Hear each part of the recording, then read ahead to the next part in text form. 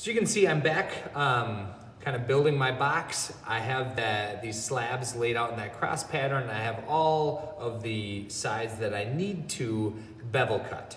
I am now going to construct and start to put up my first wall. So I'm going to get some of these, maybe keeping them in a cross pattern, but getting them out of the way so I only have a base and an end wall. What I'm going to do is that I am going to score both ends of the wall that I'm going to attach. Now remember, when we score, we like these little crumblies, right? We like those, we want them. If you just do really light scoring, okay, that's not really gonna do anything to help keep this clay together, okay? So I'm here, I'm scoring them, keeping those little crumblies. That's what's gonna almost turn into our glue, okay? From here, I'm going to spray one side of my walls, usually the one that I'm adding to my base.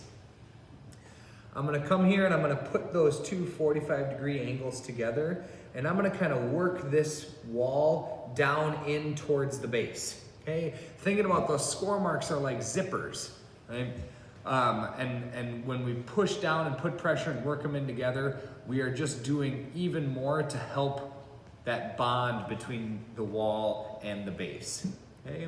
I'm gonna bring back my plastic triangle and I'm going to set it up against the side, and you can see that my wall goes in a little bit. Well, I want to adjust this wall, okay, so that I know that it's going straight up and down as I work with it.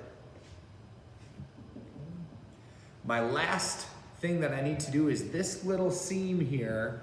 We're gonna add what's called a finger coil to that seam to help support these two pieces of clay together.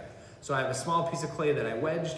I'm gonna take off just a small bit, and what I do is kind of roll it in between my hands, okay? And I take a little bit off, and I roll it in between my hands. And the last thing I do is I like to use the big base of my palm and kind of use just one finger and roll it in my palm, okay? Making a really, really small, what we call finger coil, which is the length of that seam we have here, okay?